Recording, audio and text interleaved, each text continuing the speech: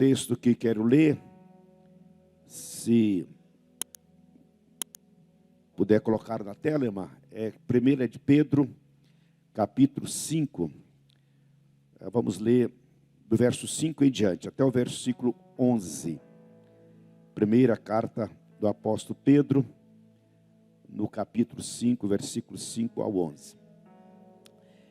Eu queria que você exercitasse a sua mente aí, lendo comigo esse texto, tá bem? Versículo 5 fala assim: da mesma forma, jovens, considerem-se os mais, sujeitem-se aos mais velhos.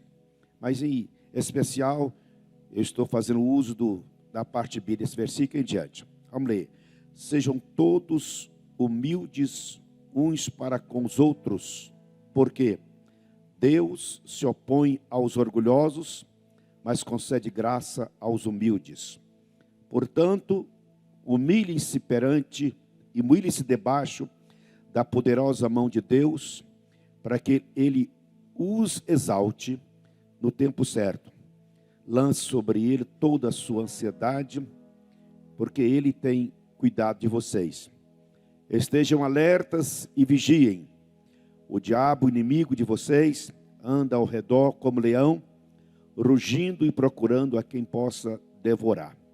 Resistam-lhe, permanecendo firme na fé, sabendo que os irmãos que vocês têm em todo o mundo estão passando pelos mesmos sofrimentos. O Deus de toda graça, que os chamou para a sua glória eterna em Cristo Jesus, depois de terem sofrido por pouco tempo, os restaurará, os confirmará, os fortalecerá e os porá sobre firmes alicerces. A Ele seja o poder para todo sempre. Amém. Aleluia.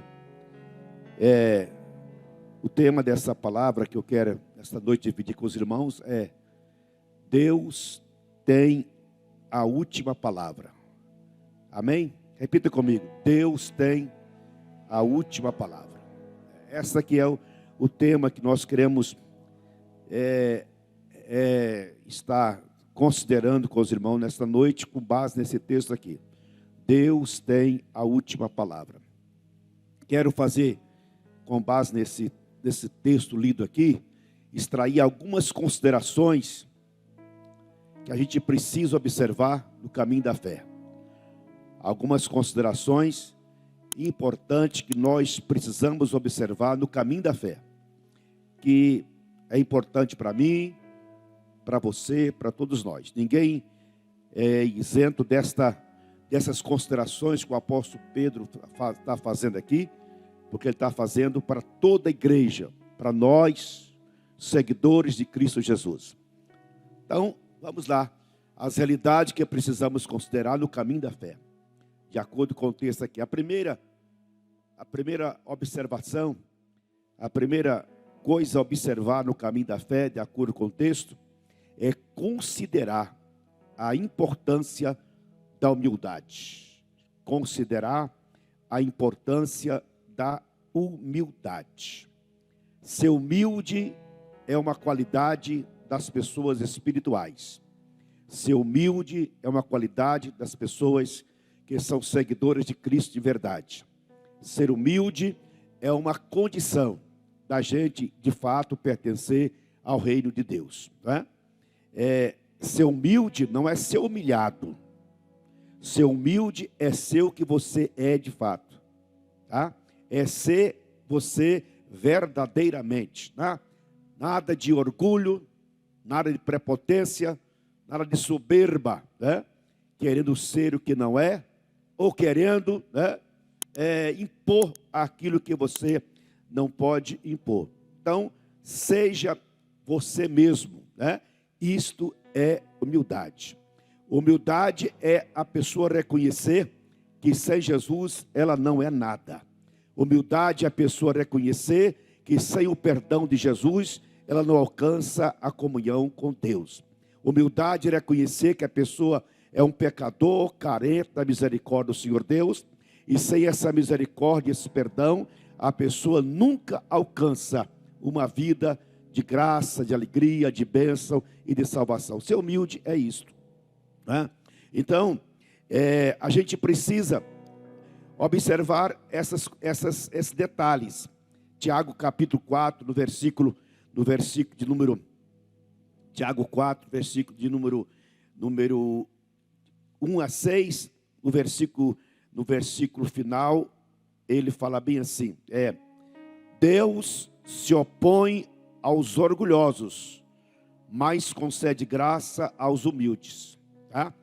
Deus se opõe, Deus põe contra os orgulhosos, mas Ele distribui, Ele alcança as pessoas com a sua misericórdia e graça. A gente precisa aprender a pensar certo da gente mesmo. Não pode pensar além, nem pode pensar também a quem. Pensar certo daquilo que a gente é. A gente às vezes comete um grande erro, pensar além daquilo que a gente é, né? Aí nasce o orgulho, nasce a soberba e nasce também a prepotência. E não pensar também a quem. Pensar a quem daquilo que você é, nasce o complexo, nasce a timidez, nasce a vergonha e assim por diante. Então a gente pensar certo o que a gente de fato é. Nada de autossuficiência, mas viver sob a dependência da graça divina.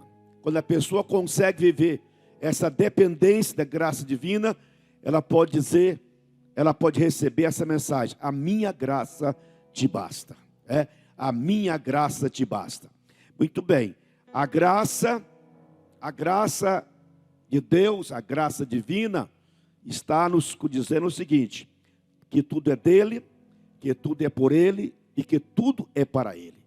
Isto é graça, né? Então é Jesus fazendo por mim aquilo que ninguém podia fazer. É Jesus operando em mim aquilo que ninguém podia operar, né? O que eu jamais daria conta de fazer, Jesus fez. O que ninguém podia fazer, Jesus fez, né? Então isto é humildade. Então humildade pressupõe-se a pessoa submeter totalmente a essa graça divina. A segunda consideração que nós encontramos aqui nesse texto é importante. Primeiro, considerar a importância de ser humilde perante Deus. A segunda, a consideração é você considerar o tempo de Deus. Tá? O tempo de Deus não é o seu tempo. Tá? O tempo de Deus não é o nosso tempo. A gente precisa ter a seguinte compreensão: que Deus tem um tempo certo, tem uma hora certa, não atrasa, Ele não atrasa, e acontece para nós, no tempo de Deus, o que nós chamamos a melhor hora. É o momento ideal, quando Deus realiza e faz por nós aquilo que nós queremos. A gente precisa conscientizar que chegará a hora de sua vergonha ser transformada em honra. Preste bem atenção. Chegará a hora da sua dor ser transformada em cântico de alegria. Chegará a hora do seu deserto florir. Chegará a hora das águas amargas da sua vida ser transformada em águas doces. Chegará a hora da escassez tornará em fartura. Chegará a hora do tempo de cantar. Então não se iluda, o tempo de Deus vai chegar na sua vida. Importante não agoniar, não afligir, não desesperar e não ficar pensando que não vai chegar nunca esse dia. Chega, certamente chega. Então o texto diz bem claro: olha, portanto humilhe debaixo da poderosa mão do Senhor, pois Ele ao seu tempo vai te exaltar. Os humildes serão exaltados.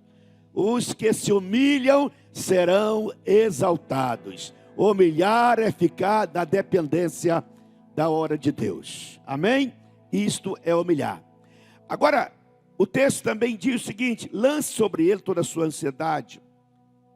Eu não quero aqui fazer uma consideração sobre o problema da ansiedade, sobre as preocupações, sobre os temores, né? Sobre os temores. Preocupação, ansiedade, temores, todos nós temos, né? Faz parte da vida, faz parte da existência humana, né? Faz parte das nossas angústias pessoais, faz parte das nossas, às vezes, dores internas, né? Todos nós temos a nossa ansiedade, as nossas preocupações e os nossos temores. Isso é um fato verdadeiro, né? Agora, o problema é que a gente precisa ter receita, né? Precisa ter remédio para a gente neutralizar as nossas ansiedades, as nossas preocupações e os nossos temores, né? E os nossos temores. Aí Deus dá a receita mais devida, mais objetiva, mais definida. Deus fala para a gente bem claro. E quando a gente ouve isso, escuta isso, recebe isso, a gente precisa considerar profundamente essa palavra de Deus para nós. Olha bem, Deus está falando para mim, para você, no dia de hoje. Considerar. Lance sobre ele toda a sua ansiedade, porque ele, diga, porque ele cuidará de mim. Porque ele cuidará de mim. Tem melhor promessa do que essa, prezado? Espera aí. Tem melhor promessa do que essa? Tem melhor receita do que essa? Tem melhor remédio do que este? Esse é o remédio de Deus para as nossas ansiedades. É o remédio de Deus para os nossos temores. Remédio de Deus para nossas preocupações. Eu cuido de você. Eu cuido de você. E esse eu cuido de você quer dizer: nunca te deixarei, nunca te abandonarei. Eu sou o teu ajudador, teu sustentador. Não temas o que pode fazer o homem. Eu te sustento com a minha destra. Eu sou o Senhor teu Deus. Amém? Esse é o remédio. Então esse remédio, quando nós recebemos, ele é lenitivo para a gente. Ele é bálsamo para a gente. Ele é conforto para a gente, né? Ele é tratamento para a gente. Nada apazigua melhor o coração ansioso do que essa palavra: Deus cuida de você. Deus cuida de mim. Repita para o seu irmão ao lado aí: irmão, Deus cuida de você. Não se agonie, não se aflija, não desespere, não entre em pânico. Deus cuida de você. Glória a Jesus. Aleluia. Olha, a única forma da gente viver livre das preocupações, a única forma da gente viver livre das preocupações é viver na presença de Deus. Não tem outro recurso, não tem outro jeito. Eu sei que entre nós aqui tem aquelas pessoas que são ansiosas ao extremo, né? Ansiosa ao extremo. De vez em quando tem que tomar um ansiolítico para conter a ansiedade. Sei disso, irmão. Não precisa contar para mim não, estou te vendo. Conheça a receita. Conheço receita. Mas é por natureza. Infelizmente somos assim. E parece que os dias atuais provocam a gente a ser mais ansioso do que éramos, né? Agora, irmão, o melhor lugar, o melhor divã para a gente tratar da ansiedade é na presença do Senhor Deus. Na presença do Senhor Deus tem alegria. Na presença do Senhor Deus tem conforto. Na presença do Senhor Deus tem glória. Na presença de Deus tem milagre. Tem comunhão no Espírito, tem alegria no Espírito. Na presença de Deus tem centelha dos céus. Aleluia. Caindo, tem orvalho de Deus caindo, tem bênção de Deus sendo distribuída. Portanto, na presença de Deus, as nossas preocupações, ela vai ter que saltar de alegria, tem que dar glória a Deus na presença do Senhor. Aleluia, aleluia, graças a Deus. Ora, mais uma consideração que no texto aqui: considerai a importância de ter uma vida, de estar em alerta, de estar em vigilância, tá? Estar em alerta e estar em vigilância. O texto diz bem claro: estejam alertas e vigiem. Alertas e vigiem. Cada dia que passa, esse texto é mais atual. Se naquela época, há 2000 anos, já era realidade, imagina para nós atualmente. A gente, como homem, como pessoa, como gente, não é? Como crente especialmente, a gente precisa andar de vigília em vigília, de alerta em alerta. O que é estar em vigília, estar em alerta? Mente tranquila, tá? Mente tranquila é aquela mente que está atento, tá? Aquela mente que está acordada, aquela mente que está despertada. Então, vigília, em alerta, é o antídoto da sonolência, ou do estar dormindo, o sono da negligência espiritual, né? A gente precisa, quando a gente está nesse estado de sonolência, quais o que está quase entrando naquele estágio do sono, a nossa mente, ela fica meio turbada, né? Meio turbada. Mas quando a gente está bem alerta, bem em vigilância, a mente fica mais ativa. A gente precisa ter uma mente ativada para nós estarmos vigiando, estarmos observando tudo aquilo que possa acontecer com a gente. A gente, na vida espiritual, a gente é como um soldado da fé, soldado da fé. Nós somos aqueles que estamos batalhando pela fé que um dia nos fora dada. Somos batalhadores da fé que um dia nos fora dada. Batalhamos por quê? Porque há muita coisa, há muita imagem, há muito pensamento, muita sugestão, muita força contrária que quer neutralizar, que quer acabar, que quer destruir a nossa fé, que quer eliminar a nossa fé. A gente, como soldados da fé, a gente tem que batalhar contra isso, né? E ter a mente em vigília. Às vezes um pensamento, às vezes uma frase, às vezes uma imagem, uma sugestão, pode ser uma armadilha, pode ser uma seta diabólica que queira esfriar a sua fé, que queira neutralizar a sua fé, que queira acabar com a sua fé. Mas nós precisamos ter consciência de que temos o inimigo da fé. Nós não podemos ser inocentes a ponto de pensar que nós estamos imunes de quem quer destruir a nossa vida espiritual. Temos que ter consciência, temos que considerar que há o inimigo que batalha, que luta dia e noite, que faz armadilha, que faz tramóia, que traz alguns empecilhos para a gente perder a fé. A Bíblia diz bem claro, o diabo, o inimigo de vocês, anda ao redor de vocês como um leão, querendo vos estragar. A gente tem que ter consciência disso, né?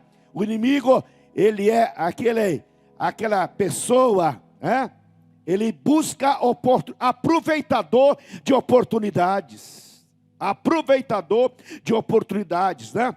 Ele quer encontrar a gente em estado desprevenidos, estado de sonolência, né? Estado quem está meio moribundo, para ele fazer aquilo que ele encontra, ele deseja fazer.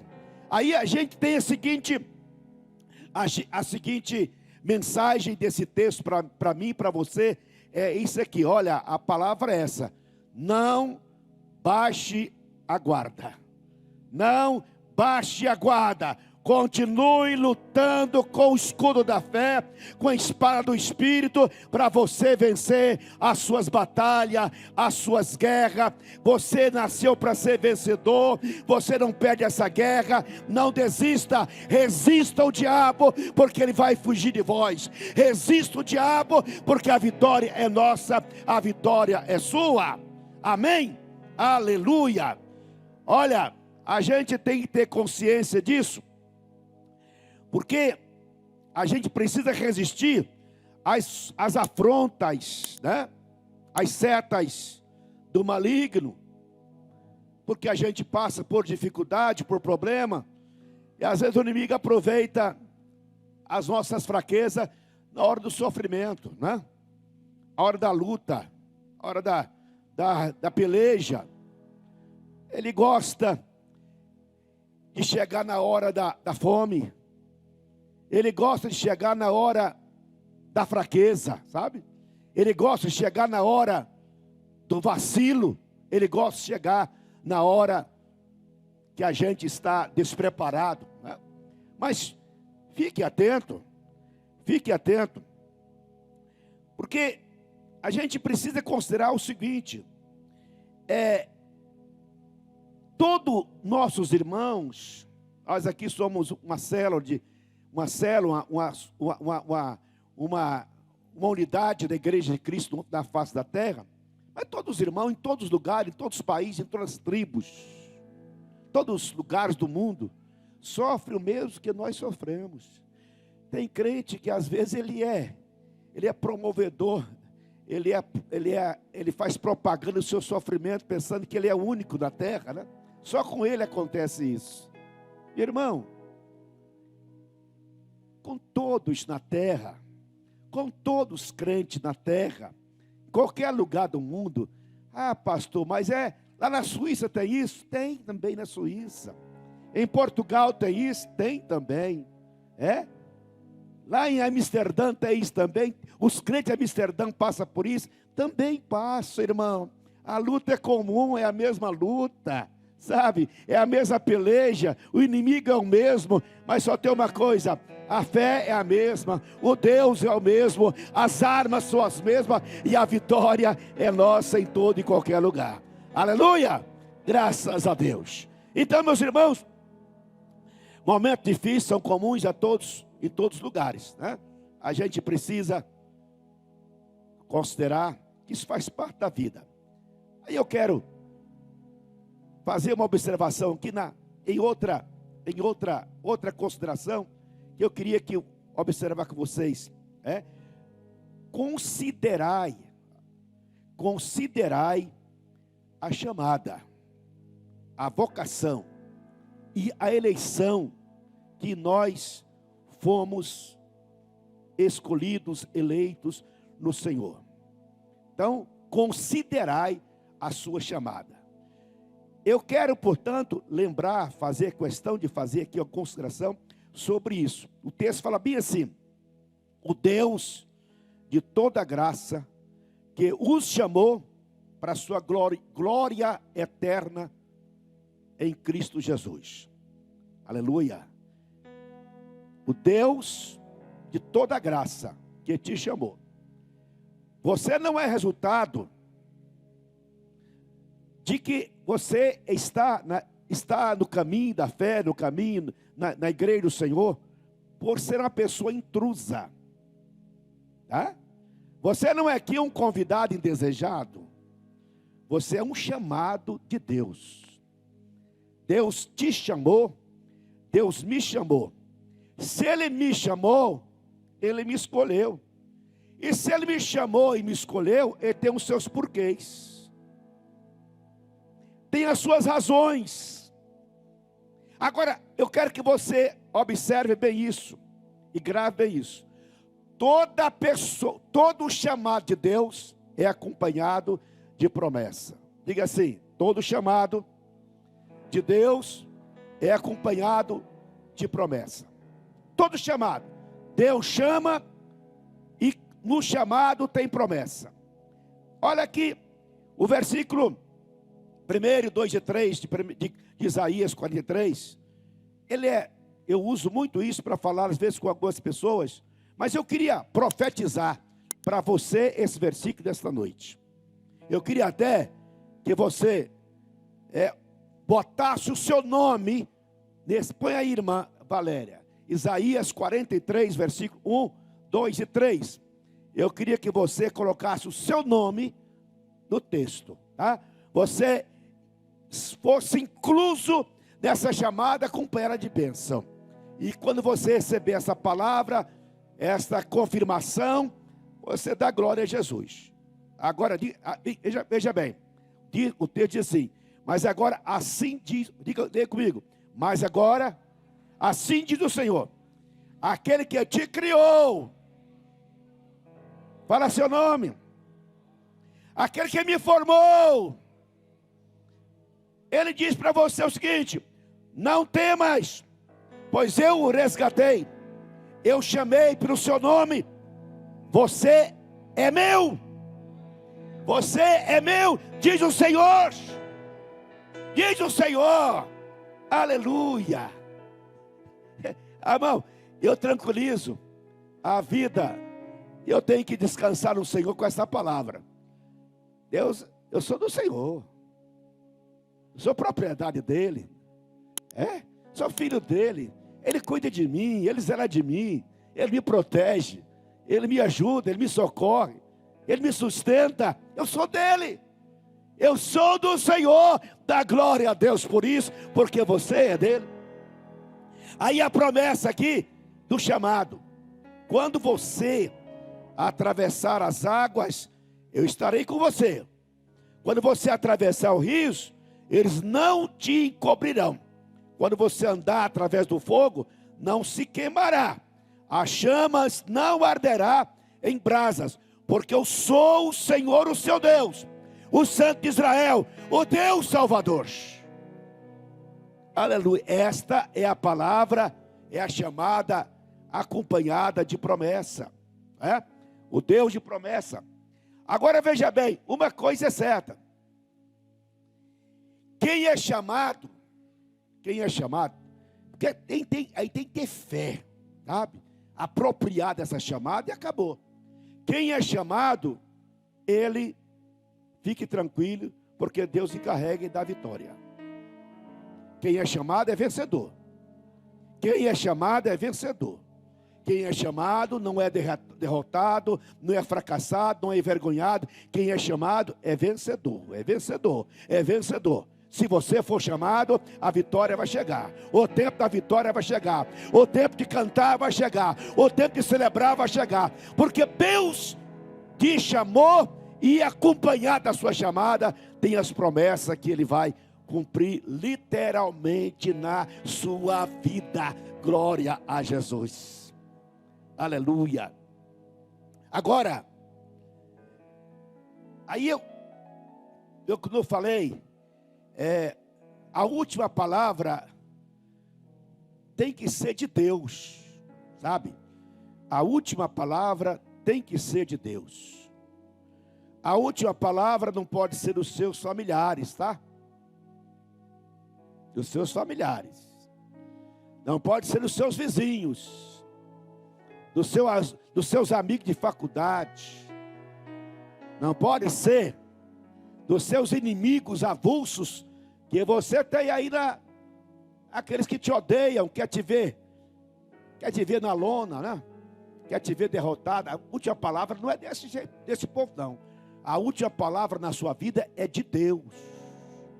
É Deus que tem a última palavra para você. É Deus que tem a última palavra para você, irmã. É Deus que tem, não é a sua mente não é o seu sentimento, as suas emoções não. Quem tem a última palavra é o Senhor que te chamou. É Ele que tem a última palavra. Olha que diz, olha o texto diz: o Deus de toda graça, que o chamou para a sua glória eterna em Cristo Jesus, depois de terem sofrido por pouco tempo. Aí, olha a garantia da chamada, porque Deus chama e garante, sabe? Deus chama e avalia, Deus chama e abençoa, Deus chama e confirma. Olha aqui, o que diz o texto? É Deus de toda graça que os chamou para a sua glória eterna em Cristo Jesus, depois de ter sofrido por pouco tempo, os diga, me restaurará. Amém? Deus de toda graça, o Deus que chamou, Ele é encarregado, é dele a ação de restaurar a minha vida, a minha situação, a minha realidade. Aleluia.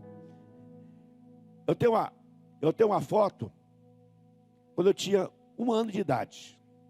Passou um pastor na minha casa e tirou a foto. Uma foto em 1956. Tirou a foto. Eu guardei essa fotinha em casa, passou o tempo, estava sem cor, estava toda acabada, não dá nem para conhecer quem estava na foto. Aí eu mandei um restaurador de foto pegar a foto, pegou a foto, ampliou a foto, tirou os defeitos, botou cor na minha pele, botou o cabelo bonito, fez a cadeira bonita, aquela chupeta toda bonita você quando olhava olha na foto lá quando eu tinha 1 ano de idade, você vai falar, que garoto lindo. É a cara do Pedro, né? É a cara do Pedro, do neto dele. Que garoto lindo, mas que beleza. Meu irmão, sabe o que é? É porque a foto lá, que tinha passado quase alguns aninhos depois, 56 anos, né? O tempo tinha tirado as cores, o tempo tinha desgastado, tirado até a afeição. Chegou um restaurador e pôs aquela fotografia bonita. Bom, sabe o que Deus está falando para mim? Olha, Deus quer restaurar a sua imagem em você. Deus quer trazer a beleza que está acabada no seu rosto. Deus quer trazer a alegria que não está formoseando o seu rosto. Deus quer fazer você belo, lindo na presença dele. Ou seja, Deus quer restaurar a sua paz, restaurar a sua alegria, restaurar a sua saúde, restaurar a sua bênção, restaurar seu casamento, a sua fé. Enfim, Deus quer restaurar o que ele chamou. Amém? Restaurar. Aí ele diz, olha, eu os restaurarei e eu os confirmarei. Eu os confirmarei. É o mesmo Deus que chamou, o mesmo Deus que restaurou, o mesmo que Deus prometeu. Olha, deixa comigo, eu vou restaurar vocês e vou confirmar. Se vocês não desistir de mim, fique tranquilo que eu vou confirmar a promessa na sua vida. Eu vou confirmar a bênção da sua chamada. Eu vou confirmar a vitória que eu tenho planejado para dar a cada um de vocês. Eu vou confirmar a celebração que está marcada para acontecer na sua vida. Deus é encarregado de confirmar aquilo que Ele prometeu. Aleluia. É Ele, Deus, que vai confirmar. Terceira promessa: confirmarei, eu também os fortalecerei. Os fortalecerei. Eu vos fortalecerei. Irmãos, o Espírito Santo quer nesta noite aplicar em nossas veias espirituais uma vitamina de fortalecimento espiritual. O Espírito Santo quer aplicar em nossa vida uma injeção para nós acabar com todo o sentimento ou toda a aparência de fraqueza espiritual. Deus quer que nós sejamos fortes na caminhada. Deus precisa que seus filhos sejam fortes, que seus filhos tenha determinação, que os seus filhos não fraquejam por nada, que os seus filhos resistam a tudo que possa vir contra a sua vida. Sejam fortes, porque o seu Deus é forte. Sejam fortes, porque o Espírito Santo te fortalece nesta noite. Glória a Deus. Aleluia, aleluia. A Bíblia diz, diga ao fraco, eu sou forte. Diga ao fraco, eu sou forte.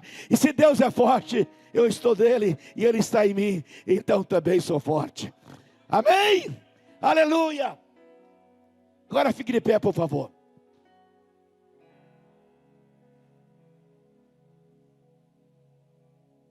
O Deus que tem a última palavra, o Deus que tem a última palavra para a sua vida, Ele diz assim para você, diz assim para mim: olha, eu vou restaurar a sua vida, vou confirmar a sua chamada, vou fortalecer a sua fé e vou te pôr sobre alicerces firmes.